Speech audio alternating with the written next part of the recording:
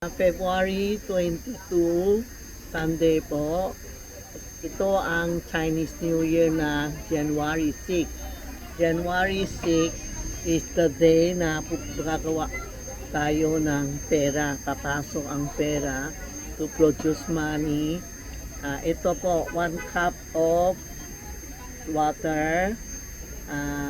Alam mo, isang cup of water, pera ito pera. Huwag mo lang sabihin tubig lang.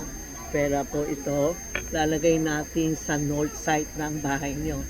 Check nyo saan ang north side ng bahay nyo. Ilagay mo isang cup na tubig.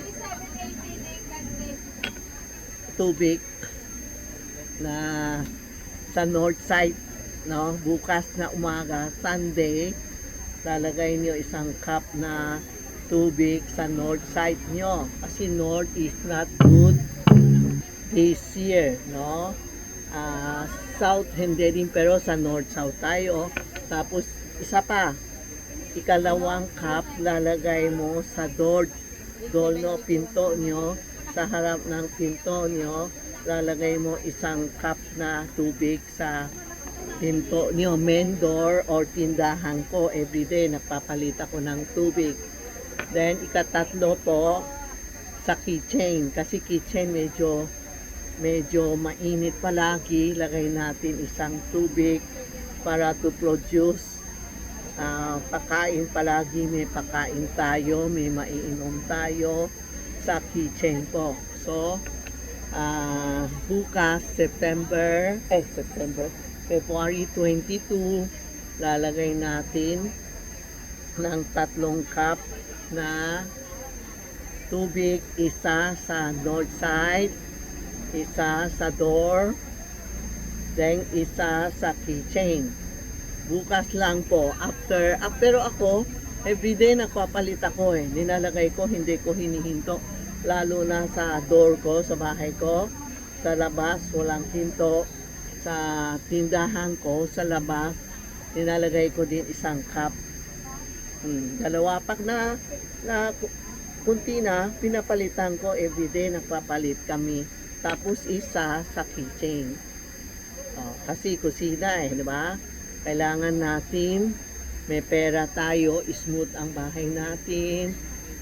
Lagay natin, wala naman sama. Today is the God of Wealth. Nakalay na ba kayo? God of Wealth, para pumapasok ang God of Wealth para may pera tayo, no? Binibigay tayo ng pera. Pag hindi nyo nagawa, bukas na February 22, pwede din na gagawin natin isang cup na tubig sa kitchen, isang cup na sa door, sa labas, tapos isang cup na tubig na sa north. Yan po.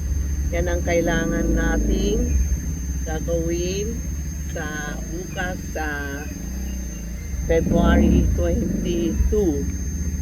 Yan ang yung mga bigas nyo naluto na ba sa prosperity basket? Naluto nyo ba? Kukunin nyo na lutuin. Tapos February 25 is a God of Heaven na birthday niya.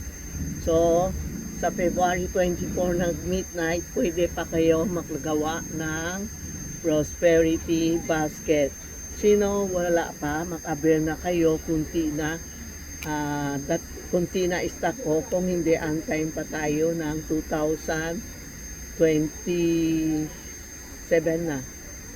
Aber na kayo sa prosperity basket. Gawin nyo yung mga tubig tinuturo ko sa iyo.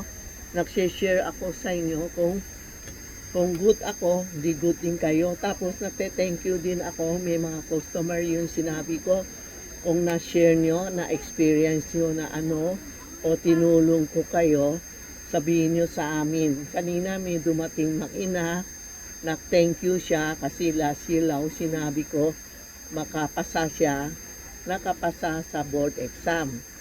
Ngayon, nakapunta na sa UK. Kaya nakapasalamat sa akin. Meron pa naman iba, gumanda ang buhay nila, gumanda ang business nila. lalo na si Santiago nagtulong sa kanila. Yan po ha.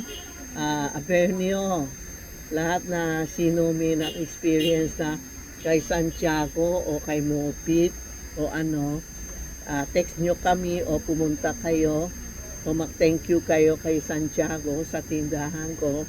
Tutulungan talaga kayo. Okay? Share tayo ha. Share.